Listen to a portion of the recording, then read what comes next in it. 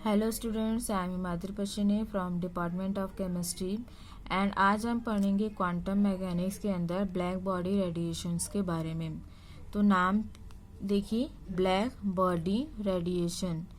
Black body का मतलब ये होता है कि कोई पदार्थ है जो कि कम्प्लीटली क्या हो जाता है, काला हो जाता है। अब यहाँ ब्लैक बॉडी के साथ एक और वर्ड जुड़ा हुआ है, रेडिएशन। इसका मतलब ये है कि उस पदार्थ के ऊपर हम रेडिएशंस पास कराएंगे जिसके कारण वो पदार्थ क्या हो जाएगा, ब्लैक कलर का हो जाएगा, जिसके कारण से क्या कहा जाता है, ब्लैक बॉडी रेडिएशन कहा जाता है। लेकिन ब्लैक बॉडी रेडिएशन पढ़ने के पहले आपको कुछ चीज़ों के बारे में जानना ज़रूरी है। सबसे पहले सपोज ये हमारा क्या है, पदार्थ है, इसके ऊपर हम क्या कर रहे हैं, रेडिएशन पास करा रहे हैं। जब हम किसी कंपाउंड के ऊपर, ये हमारा क्या है, कंपाउंड है, जब हम किसी कंपाउंड के ऊपर रेडिएशन पास करवाते हैं तब हमें 3 तरह का रिजल्ट मिलते हैं।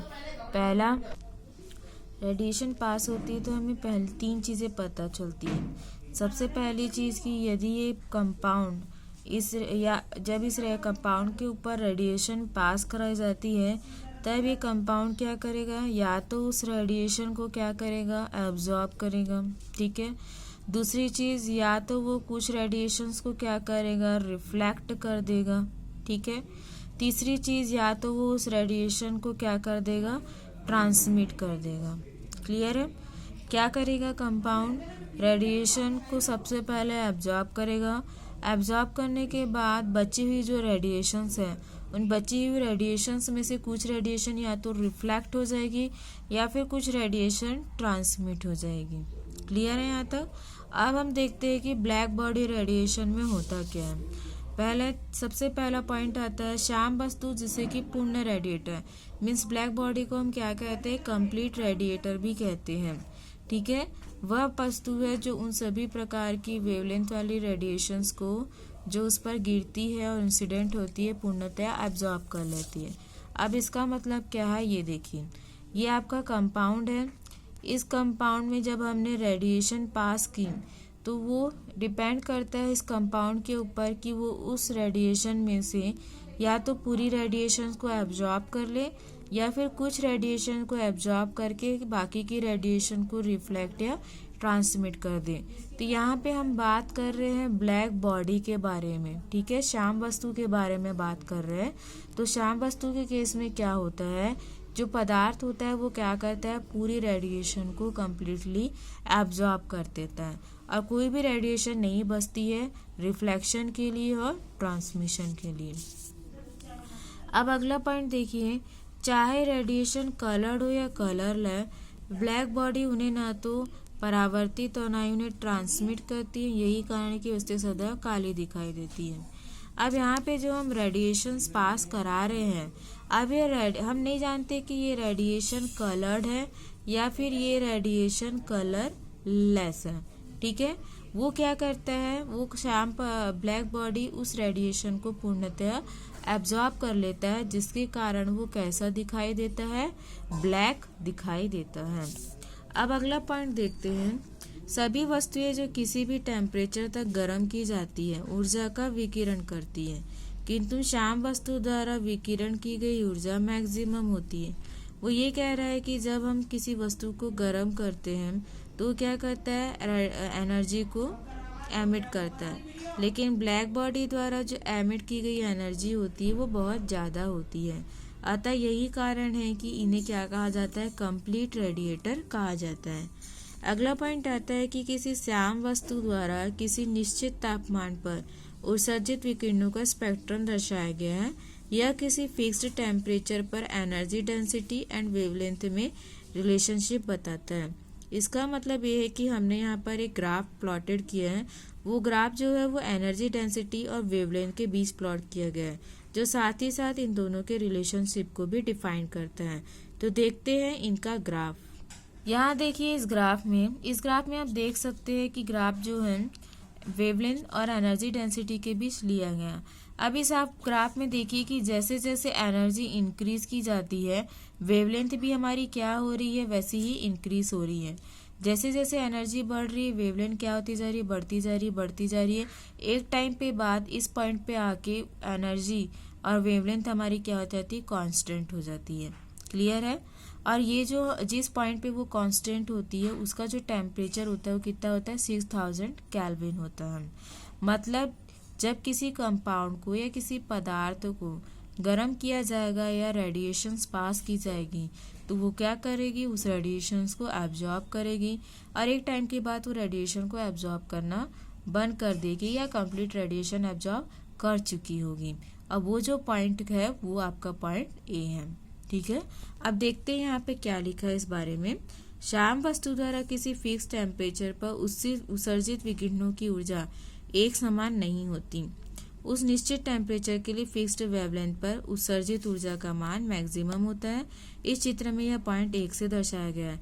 इसका मतलब ये कहा जा रहा है कि जो आपका टेम्परेचर है किसी फिक्स्ड टेम्परेचर के लिए, ठीक है, हमारा जो वेवलेंथ है वो एक फिक्स्ड एनर्जी पे क्या रहेगा, वेवलेंथ भी हमारा फिक्स्ड रहेगा। क्लियर है। अब देखिए ये यहाँ दूसरा ग्राफ प्लॉट किया गया है। इसी तरीके से हमें अलग अलग टेम्परेचर पे अलग अलग ग्राफ मिलते हैं।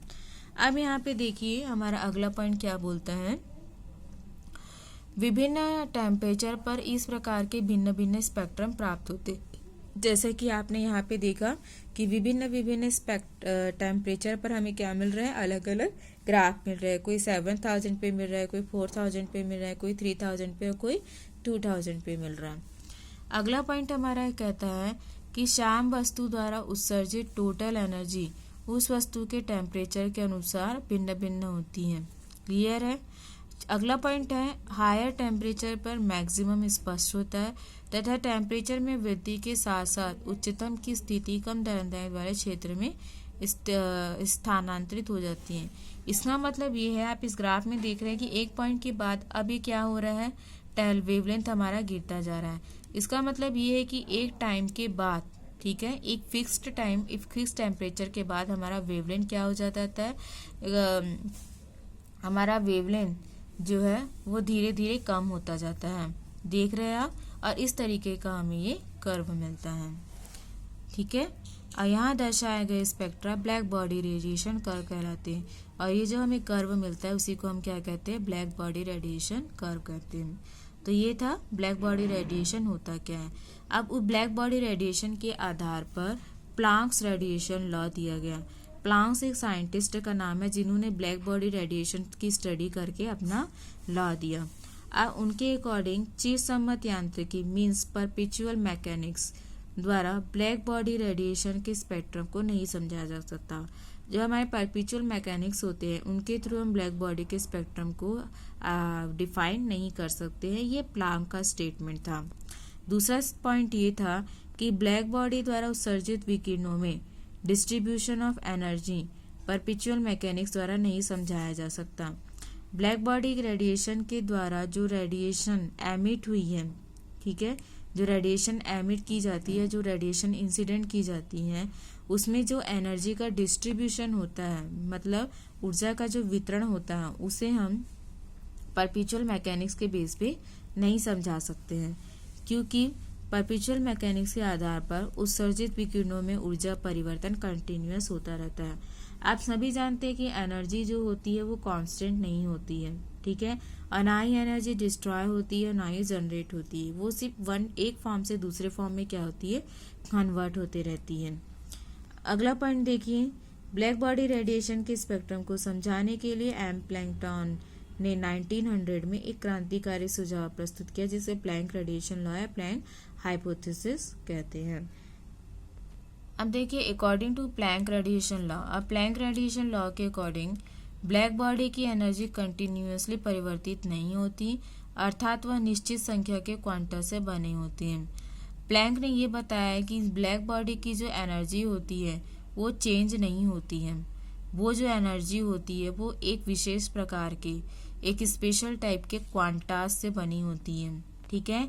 दूसरा पॉइंट ये बताया कि ब्लैक बॉडी द्वारा एनर्जी का एब्जॉर्प्शन या एमिशन केवल ऊर्जा के निश्चित परिमाण वाले पैकेटों या बंडलों में डिसकंटिन्यूअस होता है।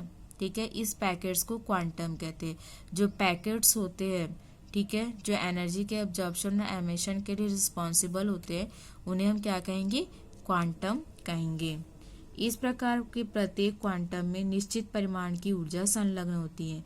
ये जो हमारे क्वांटम होते हैं, इनमें एक फिक्स्ड एनर्जी प्रेजेंट होती है जो रेडिएशन की फ्रीक्वेंसी के ऊपर डिपेंड करती है। अर्थात यहाँ पे एक इक्वेशन तैयार किया गया है, E directly proportional to mu और E is equal to H nu. H जो है वो हमारा यूनिवर्सल कांस्टेंट है जिसे हम प्लैंक कांस्टेंट कहते हैं, और व्यू जो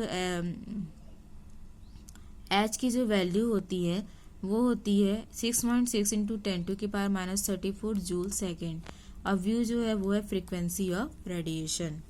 अब आगे देखिए, एमिट या एब्जॉर्ब्ड होने वाले इन क्वांटास की वैल्यू केवल पूर्णांक या शून्य में हो सकती है, या तो ये जीरो होंगे या फिर पूर्णांक में होंगे, जैसे कि 0, HV, 2HV, 3HV etcetera and etcetera.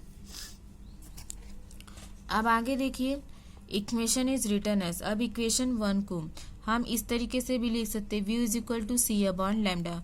जो फ्रीक्वेंसी होती है वो सी अपॉन लैम्डा, मतलब इंटेंसिटी ऑफ लाइट और वेवलेंथ के रेशियो होती है। तो अब इस व्यू की वैल्यू को जब हम इक्वेशन 1 में पुट अप करेंगे तो E is equal to H into C upon lambda, तो E is equal to H C mu bar. C upon 1 upon lambda को क्या बोलते हैं, यू बार कहते हैं, तो एच सी म्यू बार।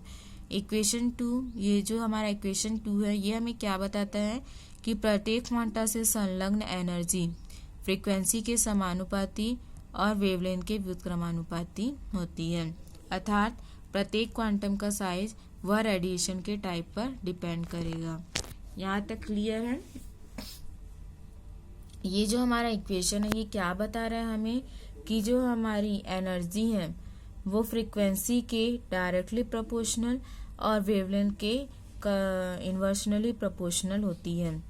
अब आगे देखिए, अगला पॉइंट क्या बोल रहा है, ब्लैक बॉडी की एनर्जी क्वांटाइज होती है, मतलब उसकी एनर्जी क्या होगी, क्वांटाइज होगी। इसका मतलब क्या हुआ कि वो एनर्जी जो एब्जॉर्ब होती है या फिर वो एमिट होती है, केवल ऊर्जा का एक क्वांटम या कोई पूर्णांक, या ठीक है, वो कह रहा है कि जो एनर्जी एब्जॉर्ब हो रही है या एमिट हो रही है वो शून्य नहीं हो सकती, वो या तो एक होगी या उसका मल्टीप्लिकेशन होगी, जैसा कि 1HV, 2HV, 3HV और एक्सेट्रा एक्सेट्रा NHV।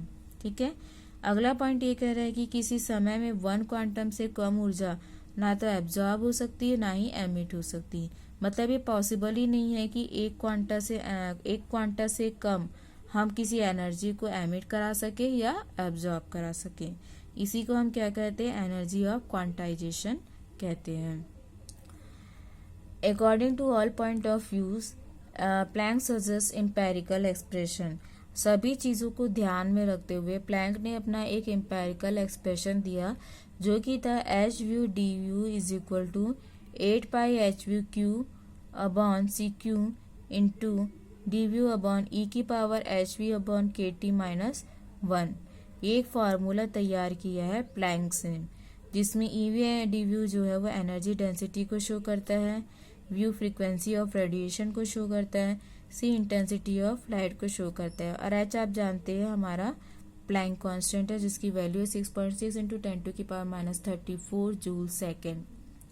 यही इक्वेशन हमारा कहलाता है प्लैंक्स रेडिएशन लॉ। अब इसी इक्वेशन का यूज़ करके हम किसी भी स्पेक्ट्रम की एनर्जी कैलकुलेट कर सकते हैं। मैंने यहाँ इसी बेस पे एक इक्वेशन, एक न्यूमेरिकल तैयार किया है।